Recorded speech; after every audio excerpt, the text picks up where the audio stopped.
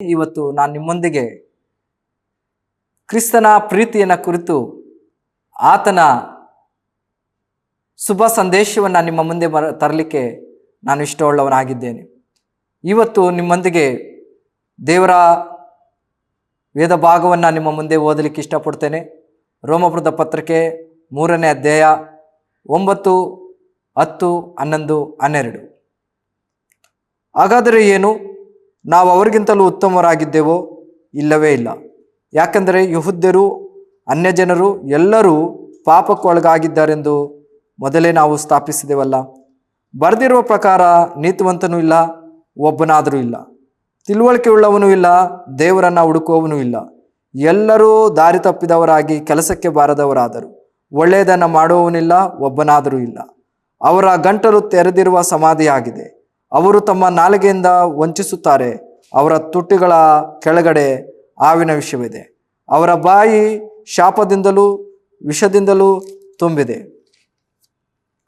ಅವರ ಕಾಲುಗಳು ರಕ್ತವನ್ನು ಸುರಿಸಲು ಆತರಪಡುತ್ತವೆ.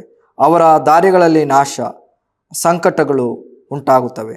ಅವರು ಸಮಾಧಾನ ಮಾರ್ಗವನ್ನೇ ಅರ್ಥವರಲ್ಲ. ಅವರ ಕಣ್ಣೆದುರಿಗೆ ದೇವರ ಭಯವಿಲ್ಲವೇ ಇಲ್ಲ ಎಂಬುವುಗಳೇ. ಪ್ರತಿಯೊಂದು ಬಾಯಿ ಮುಚ್ಚಿ ಹೋಗುವಂತೆಯೂ ಲೋಕವೆಲ್ಲ ದೇವರ ಮುಂದೆ ದೋಷಿಯಾಗಿರುವಂತೆಯೂ ನ್ಯಾಯಪ್ರಮಾಣವು ಹೇಳುವುಗಳನ್ನು ನ್ಯಾಯಪ್ರಮಾಣಕ್ಕೆ ಒಳಗಾದವರಿಗೆ ಹೇಳುತ್ತದೆ ಎಂದು ನಾವು ಬಲ್ಲೆವು. ಆದ್ದರಿಂದ ನ್ಯಾಯಪ್ರಮಾಣದ ಕ್ರಿಯೆಗಳಿಂದ ಯಾವನೂ ಆತನ ದೃಷ್ಟಿಯಲ್ಲಿ ನೀತಿವಂತನೆಂದು ನಿರ್ಣಯಿಸಲ್ಪಡುವುದಿಲ್ಲ. ಯಾಕಂದರೆ ನ್ಯಾಯಪ್ರಮಾಣದಿಂದಲೇ ಪಾಪದ ಅರಿವು ಉಂಟಾಗುತ್ತದೆ. ಪ್ರಿಯರೇ, ಅಪೊಸ್ತಲನಾದ ಪೌಲನು ರೋಮಪುರದ ಪತ್ರಿಕೆಯನ್ನು ಆತನು ಬರೆಯುವಾಗ ಸ್ಪಷ್ಟವಾಗಿ ತಿಳಿಸ್ತಾ ಇದ್ದಾನೆ. ಇಲ್ಲಿ ಈ ಒಂದು ಯಹೂದ್ಯರು ಅನ್ಯರು ದೇವರ ಮುಂದೆ ಎಲ್ಲರೂ, ಈ ಪ್ರಪಂಚವು ಆತನ ಮುಂದೆ ಪಾಪಿಗಳು ಎಲ್ಲರೂ ಒಂದು ದಿನ ದೇವರ ತೀರ್ಪಿನ ಮುಂದೆ ನಿಲ್ಲಬೇಕು. ದೇವರು ಆತನು ತೀರ್ಪನ್ನು ಕೊಡಲಿಕ್ಕೆ ಇದ್ದಾನೆಂಬುದಾಗಿ ನಾವು ನೋಡ್ತಾ ಇದ್ದೇವೆ. ಹಳೆಯ ಒಡಂಬಡಿಕೆಯಲ್ಲಿ ಇಲ್ಲಿ ನಾವು ನೋಡುವಾಗ ಯಾರೂ ಇಲ್ಲ ಅನ್ನುವಂಥ ಶಬ್ದವನ್ನು ನೋಡುವಾಗ ಎಲ್ಲರೂ ಎಂಬ ಶಬ್ದದೊಂದಿಗೆ ನಾವು ಇಲ್ಲಿ ಗಮನಿಸಬಹುದು. ಇದು ಸಾರ್ವತ್ರಿಕತೆಯನ್ನು ನಾವು ತೋರಿಸೋರಾಗಿದ್ದೇವೆ. ಅವರ ಈ ಮೊದಲನೇ ಒಂದು ಉಲ್ಲೇಖವನ್ನು ನಾವು ನೋಡ್ತಾ ಇದ್ದೇವೆ. ದೇವರಿಲ್ಲವೆಂದು ಮೂರ್ಖನು ತನ್ನ ಮನಸ್ಸಿನಲ್ಲಿ ಹೇಳಿಕೊಂಡಿದ್ದಾನೆ ಎಂಬುದರಿಂದ ಈ ಕೀರ್ತನೆ ಪ್ರಾರಂಭವಾಗುತ್ತದೆ. ನಾವು ಈ ಕೀರ್ತನೆಯನ್ನು ನಾವು ನೋಡುವಾಗ ಕೀರ್ತನೆ 14ನೇ ಕೀರ್ತನೆ 1-3 ವಚನಗಳಲ್ಲಿ ನಾವು ನೋಡ್ತೇವೆ. ದುರ್ಮತಿಗಳು ದೇವರಿಲ್ಲವೆಂದು ಮನಸ್ಸಿನಲ್ಲಿ ಅಂದುಕೊಳ್ಳುತ್ತಾರೆ ಎಂಬುದಾಗಿ. ಹೌದು ಪ್ರೇರೆ, ದೇವರಿಲ್ಲ ಅನ್ನುವಂಥ ಈ ಪದವನ್ನು ನಾವು ನೋಡುವಾಗ ಆ ಮೂರ್ಖನ ಮನಸ್ಸಿನಲ್ಲಿ ಆ ದೇವರು ಇಲ್ಲ ಎನ್ನುವಂಥ ಭಾವನೆಯೊಂದಿಗೆ ಕೂಡಲ್ಪಟ್ಟಿದೆ. ಈ ರೋಮಪುರದ ಪತ್ರಿಕೆ 1ನೇ ಅಧ್ಯಾಯ 18-32 ವಚನದಲ್ಲಿ ಕೊಡಲ್ಪಟ್ಟ ಮಾನವನ ಪ್ರಸ್ತಾವದ ವಿವರಣೆ ನಾವು ನೋಡುವಾಗ ಇದೆಲ್ಲವೂ ಮನುಷ್ಯನು ದೇವರಿಗೆ ಇಲ್ಲ ಎಂದು ಹೇಳುವುದರಿಂದ ಪ್ರಾರಂಭವಾಗುತ್ತದೆ. ಕೆಲವರು ನಾವು ನೋಡುವಾಗ ದೇವರು ಇಲ್ಲ ಎಂಬುದಾಗಿ ವಾದಿಸುವಂಥ ಪಂಗಡವೂ ಉಂಟು. ಕೆಲವರು ದೇವರಿದ್ದರೆ ನನಗೆ ತೋರಿಸು, ಆತನು ಯಾವ ರೂಪದಲ್ಲಿರ್ತಾನೆ, ಹೇಗಿರ್ತಾನೆ ಅನ್ನುವಂಥ ಅಪಾಯದ ಪ್ರಶ್ನೆಗಳನ್ನು ಕೇಳುವವನಾಗಿದ್ದಾನೆ. ಮನುಷ್ಯ ಇಡೀ ಆಂತರಿಕ ಜೀವನವು ಪಾಪದಿಂದ ನಿಯಂತ್ರಿಸಲ್ಪಟ್ಟಿದೆ ಎಂಬುದನ್ನು ಈ ವಚನಗಳು ಸೂಚಿಸುತ್ತದೆ. ಈಗಾಗಲೇ ನಾನು ಓದಿದ ವಚನವನ್ನು ನಾವು ನೋಡ್ತೇವೆ. ಅವನ ಮನಸ್ಸು ವಿವೇಚಿಸುವವನು ಒಬ್ಬನೂ ಇಲ್ಲ ಎಂಬುದಾಗಿ, ಅವನ ಹೃದಯ ಹುಡುಕುವವನು ಒಬ್ಬನೂ ಇಲ್ಲ, ಹಾಗೂ ಅವನ ಚಿತ್ತ ಒಳ್ಳೆಯದನ್ನು ಮಾಡುವವನಿಲ್ಲ. ದೇವರ ಪರಿಪೂರ್ಣ ನೀತಿಯಿಂದ ಅಳೆಯಲ್ಪಡುವಾಗ ಯಾವುದೇ ಮಾನವನು ಪಾಪರಹಿತನಾಗಲಿಕ್ಕೆ ಸಾಧ್ಯವಿಲ್ಲ. ಯಾವುದೇ ಪಾಪಿಯು ದೇವರನ್ನು ಹುಡುಕುತ್ತಿಲ್ಲ. ಆದ್ದರಿಂದ ದೇವರು ಪಾಪಿಯನ್ನ ಹುಡುಕಬೇಕಾಯಿತು. ಆದಿಕಾಂಡದಲ್ಲಿ ನಾವು ನೋಡ್ತಾ ಇದ್ದೇವೆ. ದೇವರು 3ನೇ ಅಧ್ಯಾಯ 8-10ನೇ ವಚನದಲ್ಲಿ ಆದಾಮನೇ ನೀನು ಎಲ್ಲಿರ್ತಿ ಎಂಬುದಾಗಿ ಕೇಳುವುದನ್ನು ನಾವು ನೋಡ್ತೇವೆ. ಮತ್ತೆ ಲೂಕನ ಬರೆದ ಸುವಾರ್ತೆ 19:10ರಲ್ಲಿ ಆ ಮನುಷ್ಯನು ತಪ್ಪಿ ಹೋದವನನ್ನ ಹುಡುಕಿ ರಕ್ಷಿಸಲಿಕ್ಕೆ ಆತನು ಇಲ್ಲಿ ಬಂದಿದ್ದಾನೆ ಎಂಬುದಾಗಿ ಇವೆರಡನ್ನ ನಾವು ಒಂದಕ್ಕೊಂದು ತಾಳೆಯನ್ನು ನೋಡಿದಾಗ ಕರ್ತನ ಸಾಮ್ಯದಲ್ಲಿ ಅಲ್ಲಿ 15ನೇ ಲೂಕನ ಬರೆದ ಸುವಾರ್ತೆ 15ನೇ ಅಧ್ಯಾಯದಲ್ಲಿ ನಾವು ನೋಡ್ತಾ ಇದ್ದೇವೆ ಹೇಗೆ ಅವರು ತಪ್ಪಿಸಿಕೊಂಡವರಾಗಿದ್ದಾರೆ ಎಂಬುದಾಗಿ. ಪ್ರೇರೆ, ಇಲ್ಲಿ ರೋಮಪುರದ ಪತ್ರಿಕೆ 13-18 ವಚನದಲ್ಲಿ ಪೌಲನು ತಪ್ಪಿ ಹೋದ ಪಾಪಿಯ ತಲೆಯಿಂದ ಪಾದದವರೆಗೆ ಅಧ್ಯಯನವನ್ನು ಕೊಟ್ಟಿದ್ದಾನೆ. ಒಂದು ಯಾವ ರೀತಿಯಾಗಿ ಒಬ್ಬ ಮನುಷ್ಯನಲ್ಲಿರುವಂಥ ಏನಾದರೂ ಅವನಲ್ಲಿ ರೋಗಗಳು ಕಂಡುಹಿಡಬೇಕಂದ್ರೆ MRI ಸ್ಕ್ಯಾನ್ ಮಾಡ್ತಾರೋ ಅದೇ ರೀತಿಯಲ್ಲಿ ಈ ಒಂದು ರೋಮಾಪುರದ ಪತ್ರಿಕೆ 3ನೇ ಅಧ್ಯಾಯ 13ರಿಂದ 18 ವಚನದಲ್ಲಿ ಪೌಲನು ಸ್ಪಷ್ಟವಾಗಿ ತಿಳಿಸಿದ್ದಾನೆ. ಇಲ್ಲಿ ತಿಳಿಸಿದಂಥ ಎಲ್ಲ ವಾಕ್ಯಗಳು ನಾವು ನೋಡುವಾಗ ಈ ಒಂದು ವಾಕ್ಯಗಳು ಬರೆಯಲ್ಪಟ್ಟಂಥ ಈ ರೋಮಾಪುರದ ಪುಸ್ತಕದಲ್ಲಿ ಬರೆಯಲ್ಪಟ್ಟಂಥ ವಚನಗಳು ಹಳೆಯ ಒಡಂಬಡಿಕೆಯ ಕೀರ್ತನೆಗಳಿಂದಲೂ ಮತ್ತು ಯೆಶಾಯನ ಪ್ರವಾದನೆ ಗ್ರಂಥಗಳಿಂದಲೂ ನಾವು ಇದನ್ನು ಪರಿಪೂರ್ಣವಾಗಿ ತೆಗೆದು ನೋಡಬಹುದು. ಅದರಲ್ಲಿ ನಾವು ನೋಡುವಾಗ ಕೀರ್ತನೆಗಳು 5:9, ಕೀರ್ತನೆ 13, ಕೀರ್ತನೆ 140ನೇ ಕೀರ್ತನೆ 3ನೇ ವಚನ, ಹಾಗೆ ಕೀರ್ತನೆ 10:7, 15ರಿಂದ 17, ಯೆಶಾಯನ ಪ್ರವಾದನೆ ಗ್ರಂಥ 59, 7, 8 ಮತ್ತು ಕೀರ್ತನೆ 36:1. ಈ ಪೂರ್ಣ ಪರಿಣಾಮಕ್ಕಾಗಿ ವಚನಗಳು ಅವುಗಳ ಸನ್ನಿವೇಶಗಳಲ್ಲಿ ಓದುವ ಅಗತ್ಯತೆಗಳನ್ನು ನಾವು ನೋಡ್ತಾ ಇದ್ದೇವೆ. ಇಲ್ಲಿ 13, 14ನೇ ವಚನದಲ್ಲಿ ಮಾನವನ ಮಾತುಗಳನ್ನು ನಾವು ನೋಡ್ತಾ ಇದ್ದೇವೆ. ಗಂಟಲು, ನಾಲಿಗೆ, ತುಟಿಗಳು ಮತ್ತು ಬಾಯನ್ನು ಒತ್ತಿ ಹೇಳುತ್ತದೆ ಪ್ರಿಯರೇ. ಹೌದು, ಈ ಗಂಟಲಿಂದ ನೀನು ನಿನ್ನ ಗಂಟಲನ್ನು ಯಾವುದಕ್ಕೆ ಉಪಯೋಗಿಸಿದ್ದಿ? ನಾಲಿಗೆ. ಈ ನಾಲಿಗೆಯು ಇಂದ ನೀನು ದೇವರನ್ನು ಸ್ತುತಿಸ್ಲಿಕ್ಕ ಅಥವಾ ದೇವರಿಗೆ ವಿರುದ್ಧವಾಗಿ ಮಾತನಾಡ್ಲಿಕ್ಕ, ಮತ್ತು ತುಟಿಗಳು, ಕೊಡಲ್ಪಟ್ಟ ತುಟಿಗಳು ಯಾವ ಒಂದು ಮಾತುಗಳನ್ನು ಆಡುತ್ತದೆ. ಬಾಯಿ ಏನನ್ನ ತಿನ್ನಲಿಕ್ಕೆ ನಿನಗೆ ಕೊಟ್ಟಿದೆ. ಇವತ್ತು ಮಾನವನು ಅವೆಲ್ಲವನ್ನ ಮರೆತು ಹೋಗಿದ್ದಾನೆ. ದೇವರು ನನಗೆ ಗಂಟ್ಲು ಯಾಕೆ ಕೊಟ್ಟಿದ್ದಾರೆ, ನಾಲ್ಗೆ ಯಾಕೆ ಕೊಟ್ಟಿದ್ದಾರೆ, ತುಟಿಗಳು ಯಾಕೆ ಕೊಟ್ಟಿದ್ದಾರೆ, ಬಾಯಿ ಯಾಕೆ ಕೊಟ್ಟಿದ್ದಾರೆ ಅನ್ನುವಂಥದ್ದನ್ನೇ ಮರೆತು ಹೋಗ್ಬಿಟ್ಟು ಇವತ್ತು ಮಾನವ ತನ್ನನ್ನು ತಾನೇ ಕೆಡಿಸ್ಕೊಳ್ತಾ ಇದ್ದಾನೆ. ಪ್ರೇರೆ, ಈ ಮಾತುಗಳ ಮತ್ತು ನಡತೆಯ ಮಧ್ಯದಲ್ಲಿ ಸಂಬಂಧವನ್ನು ಮತ್ತಾಯನು ಬರೆದ ಸುವಾರ್ತೆ 12ನೇ ಅಧ್ಯಾಯ 34ರಲ್ಲಿ ನಾವು ಕಂಡುಕೊಳ್ಳಬಹುದು. ಹೃದಯದಲ್ಲಿ ತುಂಬಿರುವುದೇ ಬಾಯಲ್ಲಿ ಹೊರಡುವಂಥದ್ದು. ಪಾಪಿಯ ಸ್ವಭಾವದಿಂದ ಅವನು ಸತ್ತು ಹೋಗಿದ್ದಾನೆ. ಏನು ಇವತ್ತು ಮನುಷ್ಯನು ಯಾಕೆ ತನ್ನಷ್ಟಕ್ಕೆ ತಾನೇ ಒಳ್ಳೆಯದನ್ನು ಮಾಡಲಿಕ್ಕೆ ಸಾಧ್ಯವಿಲ್ಲ? ಯಾಕಂದರೆ ಅವನ ಹೃದಯದಲ್ಲೆಲ್ಲ ತುಂಬಿರುವಂಥದ್ದು ಪಾಪವೇ. ಇವತ್ತು ಮಾನವನು ಈ ಒಂದು ಕೆಟ್ಟ ಗುಣಗಳಿಂದ ಹೊರಗಡೆ ಬರಲು ನಾನಾ ರೀತಿಯಾದಂಥ ಕಸರತ್ತುಗಳನ್ನು ಮಾಡ್ತಾ ಇದ್ದಾನೆ, ಮಾರ್ಗಗಳನ್ನು ಕಂಡುಹಿಡಿದುಕೊಳ್ತಾ ಇದ್ದಾನೆ. ಅದಕ್ಕೋಸ್ಕರವಾಗಿ ಯೋಗಗಳನ್ನು ಮಾಡ್ತಾನೆ, ಧ್ಯಾನಗಳನ್ನು ಮಾಡ್ತಾನೆ, ಮೌನ ವ್ರತಗಳನ್ನು ಆಚರಿಸುತ್ತಾನೆ, ದೇವರನ್ನು ಹುಡುಕುತ್ತಾ ಯಾತ್ರಪರರಾಗಿ ಉಪವಾಸಗಳಿಂದ ತನ್ನನ್ನು ತಾನು ಕ್ರಮಪಡಿಸಿಕೊಳ್ಳಲು ಮಾನವನು ಬಯಸ್ತಾ ಇದ್ದಾನೆ.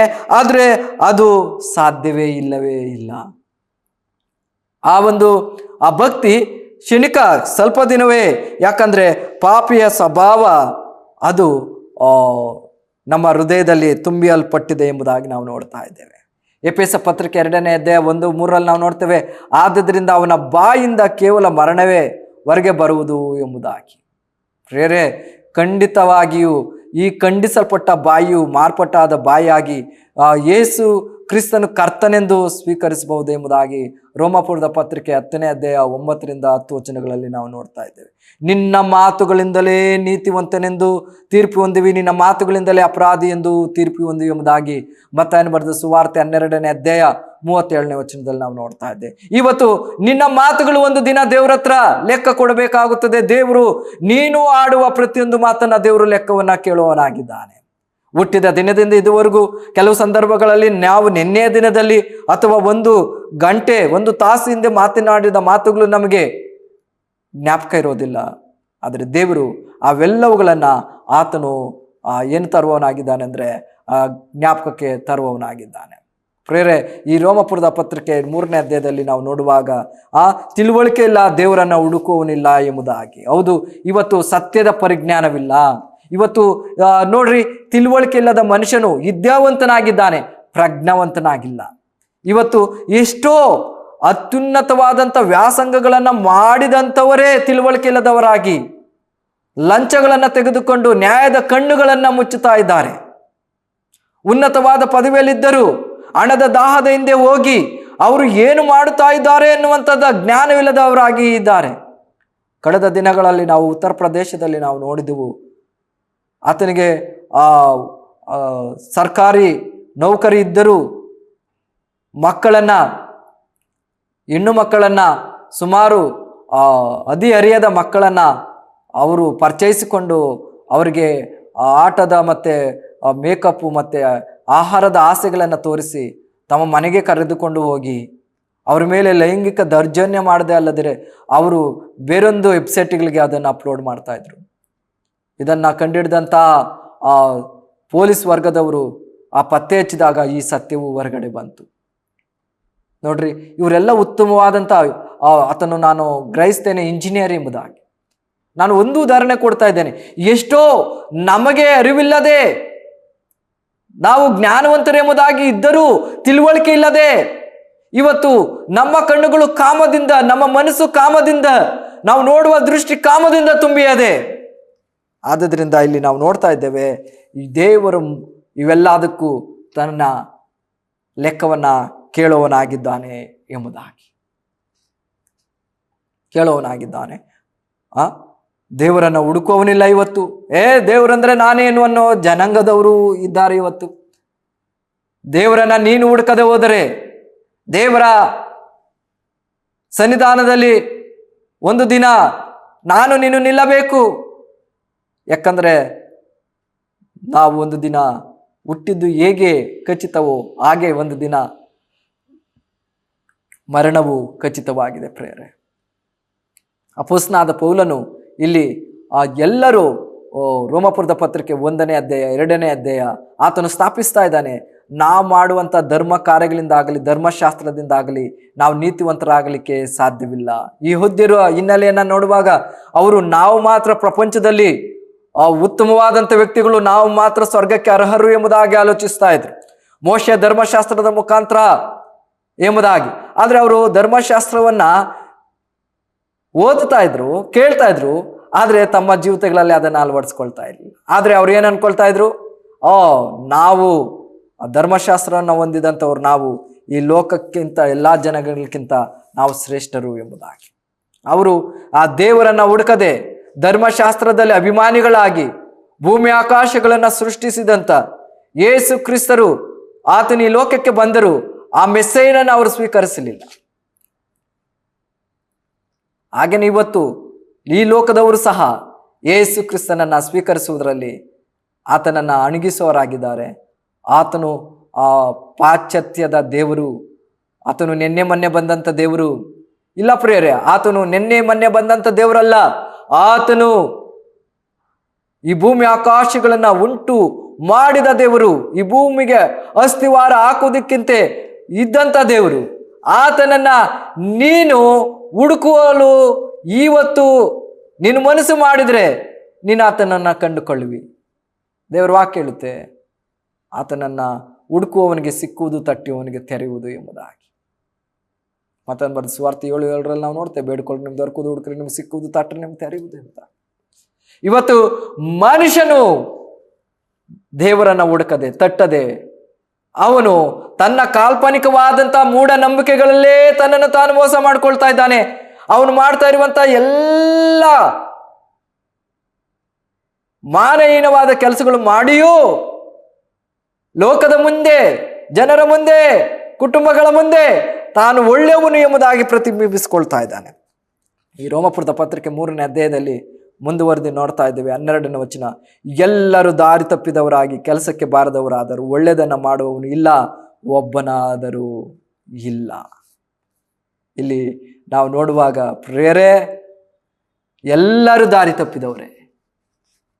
ನಾನು ಇವತ್ತು ಪರಿಪೂರ್ಣನು, ನಾನು ಇದುವರೆಗೂ ಪಾಪವೇ ಮಾಡಲಿಲ್ಲ, ನಾನು ಇದುವರೆಗೂ ನನ್ನಲ್ಲಿ ಯಾವುದೇ ಕಲ್ಮಶವಿಲ್ಲ, ಸುಳ್ಳೇ ಹೇಳಿಲ್ಲ, ಕೆಟ್ಟದ್ದೇ ಆಲೋಚಿಸಿಲ್ಲ, ಕೆಟ್ಟ ಮಾತು ಮಾತಾಡಿಲ್ಲ, ಕಾಮಿಷ್ಟವಾದ ಕಣ್ಣುಗಳಿಂದ ನೋಡಿಲ್ಲ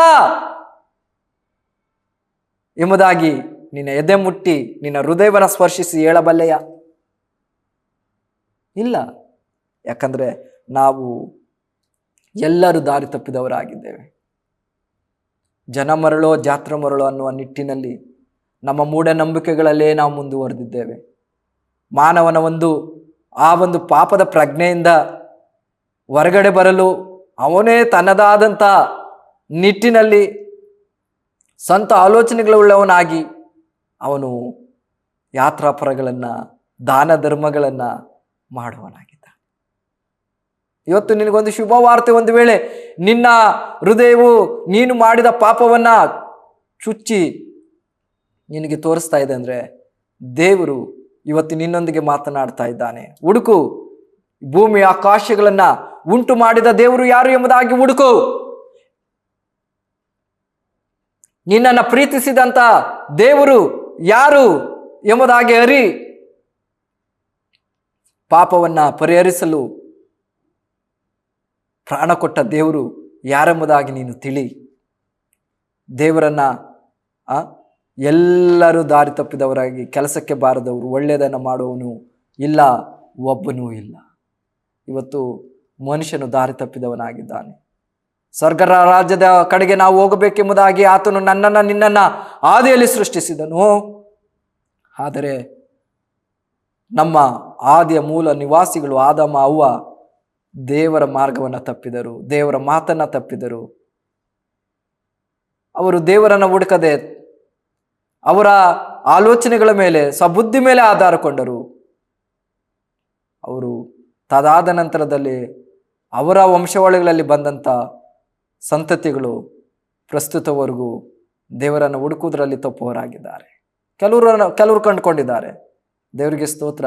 ಆದರೆ ಇನ್ನು ಕೆಲವರು ಕಾಣದೆ ಕುರುಡರಾಗಿದ್ದಾರೆ, ಕಣ್ಣಿದ್ದು ಕುರುಡರಾಗಿದ್ದಾರೆ. ಇವತ್ತು ಪ್ರಸ್ತುತ ಕಾಲದಲ್ಲಿ ತನ್ನ ಮುಂದೆ ನಡೀತಿರುವ ಅನ್ಯಾಯಗಳನ್ನ ನೋಡಿಯೂ ನೋಡದಾಗೆ ಇದ್ದಾನೆ. ಅದು ಸಹ ದಾರಿ ತಪ್ಪಿದಕ್ಕೆ ಸಮಾನ. ಎಷ್ಟು ವಿಪರ್ಯಾಸ ಮಾನವನ ಹೃದಯ. ಮತ್ತೆ 13ನೇ ವಚನ, ಅವರ ಗಂಟಲು ತೆರೆದಿರುವ ಸಮಾಧಿ ಆಗಿದೆ. ಅವರು ತಮ್ಮ ನಾಲ್ಗೆಗಳಿಂದ ವಂಚಿಸುತ್ತಾರೆ, ಅವರ ತುಟಿಗಳ ಕೆಳಗಡೆ ಹಾವಿನ ವಿಷವಿದೆ. ಹೌದು ಪ್ರೇರೆ, ಈ ಅವರ ಗಂಟಲುಗಳು ತೆರೆದಿರುವ ಸಮಾಧಿ ಅಂದರೆ ಅವರ ಎಲ್ಲ ಕಾರ್ಯಗಳು ಆ ಒಂದು ಸಮಾಧಿಗೆ ಸೂಚಿಸುವಂಥದ್ದಾಗಿದೆ. ಅಲ್ಲಿ ಏನೂ ಇಲ್ಲ. ನಾವು ಮೇಲೆ ಚೆನ್ನಾಗಿ ಒಳಪಾಗಿ ಕಾಣ್ತಾ ಇದ್ದೇವೆ. ನಾವು ಗಾದೆ ಮಾತಿನಲ್ಲಿ ಹೇಳ್ಬೇಕಾದ್ರೆ ಆಳ್ ನೋಡಿದ್ರೆ ಅಲಂಕಾರ, ಬಾಳ್ ನೋಡಿದ್ರೆ ಬಾಯಿ ಬಡ್ಕೊಬೇಕು. ಇವತ್ತು ಎಂತಹ ಸನ್ನಿವೇಶದಲ್ಲಿ ಮಾನವನಿದ್ದಾನೆಂದ್ರೆ ತನಗೆ ತಾನೇ ಮೋಸ ಮಾಡಿಕೊಂಡವನಾಗಿ, ಅವರ ತುಟಿಗಳ ಹಿಂದೆ ಹಾವಿನ ವಿಷಯವಿದೆ. ಇವತ್ತು ಆ ಮಾನವನು ಯಾವ ರೀತಿಯಾಗಿ ಸ್ವಂತದವರನ್ನು ವಂಚಿಸ್ತಾ ಇದ್ದಾರೆ, ಸ್ನೇಹಿತರನ್ನು ವಂಚಿಸ್ತಾ ಇದ್ದಾರೆ. ಹೆಂಡತಿ ಗಂಡನನ್ನ, ಗಂಡ ಹೆಂಡತಿ, ಮಕ್ಕಳು ತಂದೆ ತಾಯಿಗಳನ್ನ, ತಂದೆ ತಾಯಿಗಳು ಮಕ್ಕಳನ್ನ, ಸಮಾಜವನ್ನ ಎಲ್ಲಿ ನೋಡಿದ್ರು ವಂಚಿಸುವಂಥದ್ದೇ ಆಗಿದೆ. ಪಾರ್ಟಿ ಕೊಡ್ತೀನಿ ಅಂತೇಳಿ ಕರೆದು ಎಷ್ಟು ಜನನ ಸಾಯಿಸಿದನ್ನ ನಾವು ನೋಡ್ತಾ ಇಲ್ಲ. ವಂಚನೆ ಮಾತುಗಳನ್ನ ಆಡಿ ಎಷ್ಟು ಜನ ಹೆಣ್ಮಕ್ಳು ವಂಚನೆಗೆ ಒಳಬಿಟ್ಟು ಹಾಳಾಗಿಲ್ಲ, ತಮ್ಮ ಜೀವಿತಗಳನ್ನು ಕೆಡಿಸ್ಕೊಂಡಿಲ್ಲ, ಮಾದಕ ವಸ್ತುಗಳಿಂದ ಕೆಡಿಸ್ಕೊಂಡಿಲ್ಲ. ನ್ಯಾಯವಾದ ಮಾತುಗಳ, ಆದರೆ ಆ ನ್ಯಾಯವಾದ ಮಾತುಗಳ ಹಿಂದೆ ಹಾವಿನ ವಿಷಯ ಇದೆ ಎಂಬುದಾಗಿ ಮಾನವನು ಮೊರತೆ ಹೋಗ್ಬಿಟ್ಟಿದ್ದಾನೆ. ಅಂದದ ಚಂದಗಳ ಸೌಂದರ್ಯಗಳನ್ನು ನೋಡಿ, ಆಡುವಂತಹ ಮುಗ್ಧ ಮಾತುಗಳನ್ನ ನೋಡಿ ಇವತ್ತೆಷ್ಟೋ ಜನ ಹಳ್ಳಕ್ಕೆ ಬಿದ್ದಿದ್ದಾರೆ. ಅಂಥ ಕಾರ್ಯಗಳು ಮಾಡುವವರು ನಿತ್ಯವಾದ ನರಕದ ಮಾರ್ಗದಲ್ಲಿದ್ದಾರೆ ಎಂಬುದಾಗಿ ಪರಿಶುದ್ಧ ಬೈಬಲ್ ಗ್ರಂಥ ನಮಗೆ ತಿಳಿಸ್ತಾ ಇದೆ. ಪ್ರಿಯರೇ, ಇದು ಬಾಯಿಂದ ಕೇವಲ ಮರಣವೇ ಹೊರಗೆ ಬರುವುದು ಎಂಬುದಾಗಿ ನಾವು ನೋಡ್ತಾ ಇದ್ದೇವೆ. ಆದರೆ ನಿನ್ನ ಬಾಯಿಂದ ನೀನು ಏನನ್ನ ಇವತ್ತು ಒಪ್ಪಿಕೊಳ್ಳಲು ಸಿದ್ಧ ಇದ್ದೀಯಾ? ನಿನ್ನ ಬಾಯಿ ತೆರೆದಿರುವ ಸಮಾಧಿಯ, ಅಥವಾ ನಿನ್ನ ನಾಲಿಗೆ ಹಿಂದೆ ಹಾವಿನ ವಿಷವಿದೆಯಾ? ನಿನ್ನ ತುಟಿಗಳ ಹಿಂದೆ ನೀನು ಒಂದಲ್ಲ ಒಂದು ರೀತಿಯಲ್ಲಿ ವಂಚಿಸಿರುವುದುಂಟು, ನಮ್ಮ ಸ್ವಂತದವರಿಗೆ ಮೋಸ ಮಾಡಿರುವುದುಂಟು. ಇವೆಲ್ಲವುಗಳನ್ನು ದೇವರು ಒಂದು ದಿನ ನ್ಯಾಯ ವಿಚಾರಣೆ ದಿನದಲ್ಲಿ ಲೆಕ್ಕ ಕೇಳುವವನಾಗಿದ್ದಾನೆ. ದೇವರ ಮುಂದೆ ನೀನು ನಿಲ್ಲುವಾಗ ಆ ನ್ಯಾಯಸ್ಥಾನದಲ್ಲಿ ದೇವರ ಮುಖವನ್ನು ನೋಡಿ ಮಾತನಾಡಲಿಕ್ಕೆ ಸಿದ್ಧನಿದ್ದೀಯ? ಆಲೋಚಿಸು ನಿನ್ನ ಮಾತುಗಳನ್ನು, ಆಲೋಚಿಸು ನಿನ್ನ ತುಟಿಗಳನ್ನು, ಆಲೋಚಿಸು ನಿನ್ನ ನಾಲಿಗೆಯನ್ನ. ನೀನು ಯಾವ ರೀತಿಯಿಂದ ಇದ್ದಿ? 14ನೇ ವಚನದಲ್ಲಿ ನಾವು ನೋಡ್ತೇವೆ, ಅವರ ಬಾಯಿ ಶಾಪದಿಂದಲೂ ವಿಷದಿಂದಲೂ ತುಂಬಿಯದೆ. ಹೌದು, ದೇವರನ್ನ ಬಿಟ್ಟು ಸೈತಾನನನ್ನ ಒಳಪಟ್ಟಂತ ಮನುಷ್ಯರಲ್ಲಿ ಯಾವಾಗಲೂ ಅವರ ಬಾಯಿ ಶಾಪದಿಂದಲೇ ತುಂಬಿರುವಂಥದ್ದು. ಅವ್ರು ಒಳ್ಳೇದು ಮಾತಾಡೋದೇ ಇಲ್ಲ. ಅವ್ರು ಯಾವಾಗಲೂ ಅಷ್ಟೇ, ಅವ್ರ ವಿಷದಿಂದ ತುಂಬಿರುವಂಥದ್ದು. ಎಷ್ಟೋ ಜನ ಇವತ್ತಿಲ್ವಂತೀರ? ನಾವು ಶಾಪದ ಬಾಯಿಯಿಂದ ಮಾತಾಡಿಲ್ವಾ? ನೀನು ಸತ್ತೋಗ, ಇವೆಲ್ಲ ದೇವರ ದೃಷ್ಟಿಯಲ್ಲಿ ಇತರರಿಗೆ ನಾವು ಶಾಪಗಳನ್ನು ಇಟ್ಟಿಲ್ವಾ? ಇವೆಲ್ಲವುಗಳನ್ನು ನಾವು ಗ್ರಹಿಸುವಾಗ ದೇವರು ಅವೆಲ್ಲವುಗಳನ್ನು ಲೆಕ್ಕ ಕೇಳುವವನಾಗಿದ್ದಾನೆ. ಆದರೆ ಇವೆಲ್ಲ ವಿಷಯಗಳಲ್ಲಿ ನಿನಗೊಂದು ಶುಭವಾರ್ತೆ. ನಿನ್ನನ್ನು ಪ್ರೀತಿಸಿದಂಥ ದೇವರು, ಆತನು ನನಗಾಗಿ ನಿನಗಾಗಿ 2000 ವರ್ಷಗಳ ಹಿಂದೆ ಯೆರೂಸಲೇಮಿನಲ್ಲಿ ನಿನ್ನ ಪಾಪದ ಕ್ರಯವಾಗಿ ಮಾಡಿದ ತಪ್ಪುಗಳಿಗೆ ಬದಲಾಗಿ ಯಜ್ಞದ ಕುರಿಯಾಗಿ ನೀನು ಸಾಯುವ ಸ್ಥಳದಲ್ಲಿ ಕಲ್ವಾರಿ ಶಿಲುವೆ ಮೇಲೆ ಆತನು ಸತ್ತಿದ್ದಾನೆ. ಯಾಕಂದ್ರೆ ಈ ಎಲ್ಲಾ ತಪ್ಪುಗಳನ್ನು ತೊಳೆಯಬೇಕಾದ್ರೆ ರಕ್ತ ಬಹುಮುಖ್ಯವಾಗಿದೆ. ಶಾಸ್ತ್ರದ ವಚನಗಳ ಪ್ರಕಾರ ರಕ್ತಧಾರೆ ಇಲ್ಲದೆ, ರಕ್ತವನ್ನ ಸುರಿಸದೆ ಮಾನವನಿಗೆ ಪಾಪ ಪರಿಹಾರ ಇಲ್ಲ. ಆತನ ರಕ್ತವು ಮಾತ್ರವೇ. ಆ ರಕ್ತವನ್ನ ಸುರಿಸಿದ ಯೇಸು ಕ್ರಿಸ್ತರು ನಿನ್ನನ್ನ ಕರೀತಾ ಇದ್ದಾನೆ, ನನ್ನ ಬಳಿಗೆ ಬಾ, ನನ್ನ ರಕ್ತದಿಂದ ನಿನ್ನ ಪಾಪವನ್ನು ತೊಳೆದುಕೋ ಎಂಬುದಾಗಿ. ಆತನು ನಿನ್ನ ಹತ್ರ ಬಂಗಾರ ಕೇಳಿಲ್ಲ, ಹಣ ಕೇಳಿಲ್ಲ.